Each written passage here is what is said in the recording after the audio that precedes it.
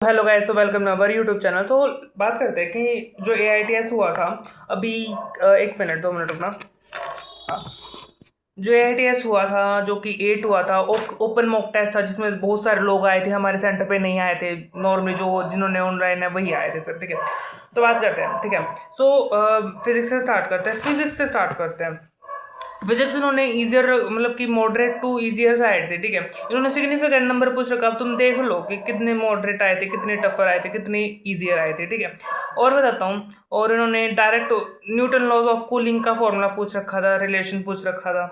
और बताता हूँ, इन्होंने डायरेक्ट जो A80 की पावर क्यूब होती है, मतलब कि जिसमें वो निकालते हैं ML2T-2 वगैरह, फिजिकल क्वांटिटी का वो करते हैं। मेरे क्वेश्चन पढ़ने दो।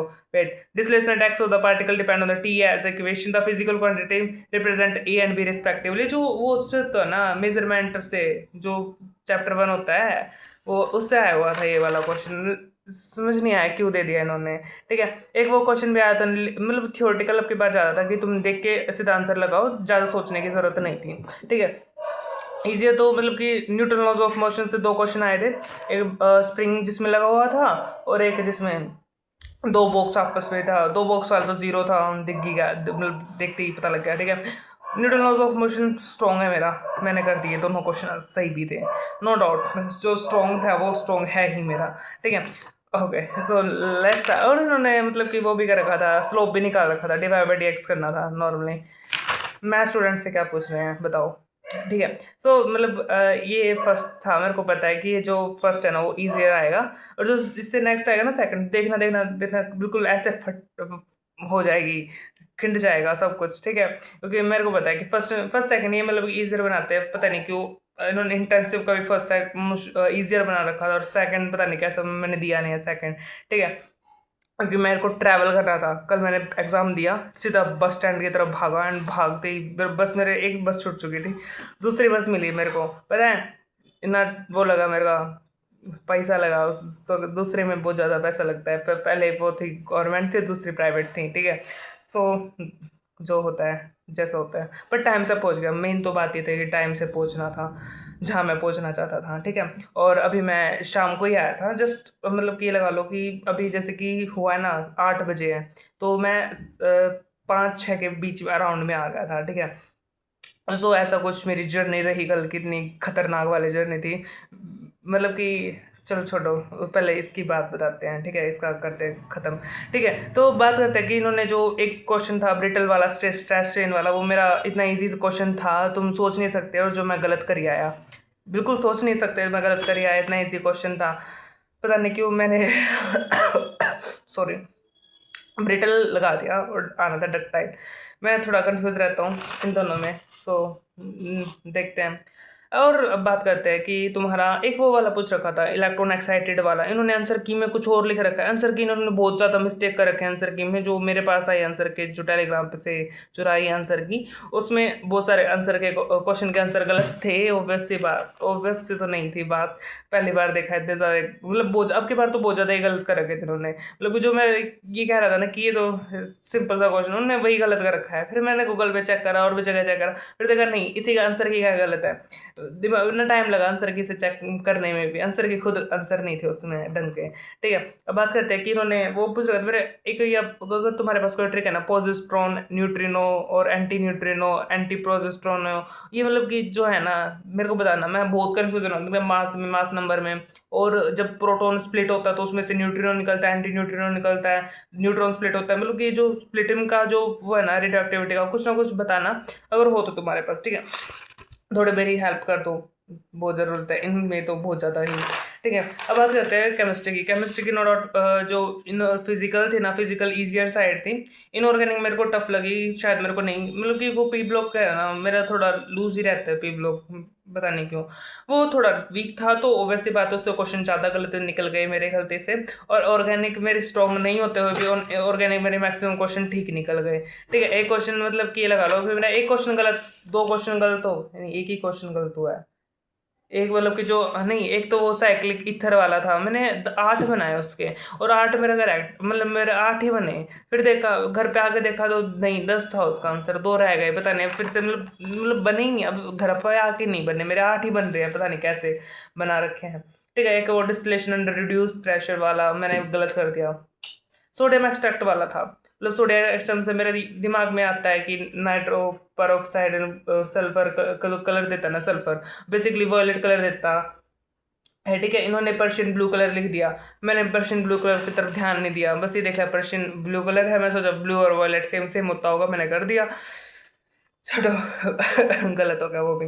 ओके, सो बात करते हैं कि और मतलब केमिस्ट्री में नो डाउट कोई ना खास क्वेश्चन नहीं था कि तुम देखो कि तुमसे नहीं होने वाला था।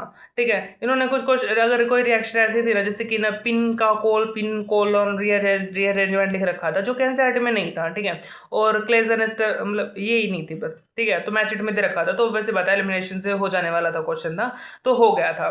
ठीक है, और इन्होंने बड़ी सी रिएक्शन करवाने की डराने की कोशिश करी थी, तुम्हें दिख रहा है, ये बड़ी सी रिएक्शन करवाने की कोशिश करी थी, और नो डाउट मतलब कि करी थी कोशिश, बस कामयाब नहीं हो पाई, क्योंकि तुमने मतलब कि ऑप्शन ही ऐसे बना दिए कि क्वेश्चन से देख के बिना तुम रिएक्शन, मैंने तो पूरी करी भी नहीं थी रिएक्शन में, तो घर आके करी है रिएक्शन, वहाँ पे तो करी नहीं मैंने रिएक्शन। मतलब कि थोड़ा इजियर साइड था, मेरे को इजी लगी थोड़ी ऑर्गेनिक, पता नहीं क्यों मेरे को ये वाली ऑर्गेनिक इजी लगी। देखते अगला टेस्ट देखना, अगला टेस्ट क्या लेगा, मस्त लेवल लेगा, क्योंकि मेरे को पता है कि ये जो है ना, फर्स्ट टेस्ट आसान बनाता है, सेकंड टेस्ट में तुम्हारी कर देता है, चिथड़े हो जाते हैं तुम्हारे। ठीक है, मेरे तुम्हारे पता नहीं कैसे क्या होता होगा। तो नेक्स्ट बात करते हैं कि और इन्होंने और मतलब कि हाँ, एक जो हाईएस्ट बॉइलिंग पॉइंट दे रखा था, मैंने NH3 पढ़ के गया था घर से, NH3 का सबसे ज़्यादा होता है, फिर SB का, मतलब कि ऐसे NH3 का, क्योंकि उसमें क्या होता है हाइड्रोजन बॉन्डिंग होती है, बट आंसर की में इन्होंने SbS3 लिख रखा, और गूगल पे भी SbS3 का है। सो आप बताना कि इसका आंसर क्या होगा, मतलब कि मैं आंसर की आपकी बार मैं खुद श्योर नहीं हूँ, मैं देख के शौक हो जा रहा हूँ आंसर देख को, जो मेरे को 100% यकीन था कि ये क्वेश्चन ये आंसर होगा, बट नहीं निकल रहा।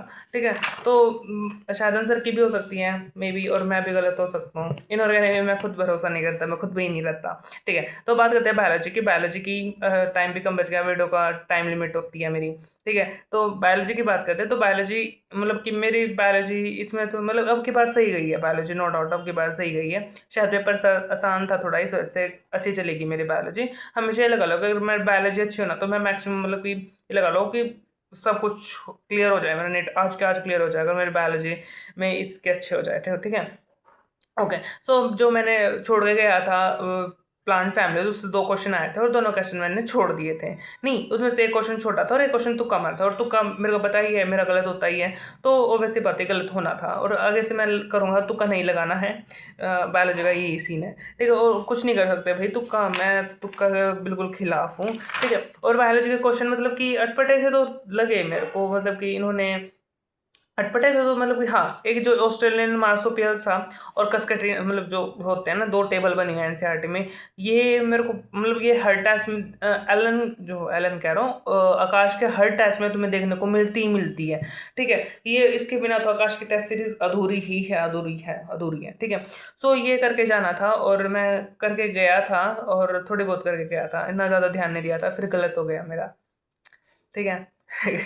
सो मतलब मैं थोड़ा कंफ्यूज हो जाता हूँ, मतलब टेस्ट दिया ना तो थोड़ा कंफ्यूज हो गया इसमें, नहीं तो हो जाता मेरा। ठीक है, और इन्होंने ये regarding different phases of the जो एम फेज जी फेज होता है ना, इसने नोट एक्सेप्टेबल पूछा था। ठीक है, मैंने क्या कर दिया, मैंने सोचा कि एस फेज तो हमेशा होना ही चाहिए, जिसमें एस फेज नहीं होगा ना तो वो नहीं होगा, तो मैंने एक फर्स्ट ऑप्शन देखा उसमें एस फेज था ही नहीं, और सब में एस फेज था, तो मैंने फर्स्ट ऑप्शन को क्लिक कर दिया।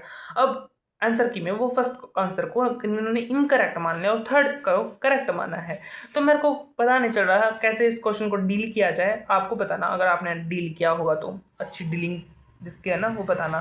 ठीक है, और बताते हैं, और वो प्लांट फिजियो में से अच्छे क्वेश्चन डाले जा सकते थे, थोड़े डाल भी रखे हैं, मैं क्या बताऊँ।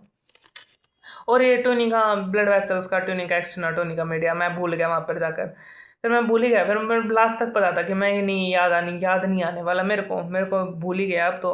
ठीक है, और इसकी बायो की खास बात पता है क्या, ये ना तुमसे क्वेश्चन में भी मतलब पूछते हैं, मतलब कि तुम्हें एक स्टेटमेंट पे लिखेंगे, फिर पूछेंगे कौन सा हार्मोन है, मतलब तुम खुद प्रिडिक्ट करना पड़ेगा ये कौन सा हार्मोन है, ठीक है। अब उस हार्मोन के नीचे कैरेक्टरिस्टिक्स लिख देंगे कि अब बताओ इनमें से इसकी कैरेक्टरिस्टिक्स कौन सी नहीं है या फिर कौन सी है। तो ये से अच्छी बात लगी कि मेरे को यार तुम पहले हार्मोन ही बताओ कि कौन सा हार्मोन है, हार्मोन बता दिया, अब सोचो किसकी कैरेक्टरिस्टिक्स नहीं है फिर नहीं है, मतलब है या कौन कौन सी है, ऑप्शन में एलिमिनेट करो देखो। तो मतलब लेंथी क्वेश्चन बन जाता है इससे, बेटर था। और जो वो होता है ना, क्या बोलते हैं इन्होंने, जो कॉकरोचेस होता है, कॉकरोचेस में दे रखा था, मैं ये टिल्टेटर नहीं पता था बेसिकली मेरे को, बट मैंने सोचा कि कुछ मेल से रिलेटेड होता है टिल्टेटर, मैंने मेल सोच के कर दिया और फिर ठीक हो गया मेरा। मैंने उसको इनकरेक्ट कर दिया और फिर मेरा आंसर करेक्ट में आ गया। जिसने पेपर दिया होगा उसको पता होगा मैं क्या कहना चाह रहा हूँ, ठीक है। और फिर बात करते हैं, और उन्होंने ऐसा क्वेश्चन पूछा था, नाइट्रोजन बेस्ड कौन देता है, जो पानी में रहने वाले जीव जंतु होते हैं। कुछ इसी क्वेश्चन थे और कुछ मेरे को नहीं आते थे, जैसे कि उन्होंने कोडिंग सीक्वेंस वाला RNA1 RNA2 ऐसा कुछ बोला, वो भी कर दिया उन्होंने। और आंसर की में ये वाला क्वेश्चन भी गलत रखा था, वाइटल कैपेसिटी वाला, जिसमें वॉल्यूम्स करते हैं, मैंने खुद यहाँ मतलब इन्होंने वाइटल कैपेसिटी को ICERV को ऐड कर दिया, vital capacity total lung capacity बोल दिया इन्होंने। गलत है ये, तो गलत ही था, उन्होंने पता नहीं क्यों इसको करेक्ट मान लिया आंसर की में, गलत है भाई, आंसर की में बंदे जाना, ठीक है। आंसर की बकवास थी, ठीक है। मेरे को बहुत बकवास लगे आंसर के, अगर तुम आंसर कैसे मिला रहे हो, अगर तुम्हारे 600 आने हो तो 500 पे जाकर तुम अटक जाओगे, इतनी बेकार आंसर की थी, मतलब कि छी। अब देखो कि जो सामने वाला आंसर चेक कर रहा है वो क्या करेगा।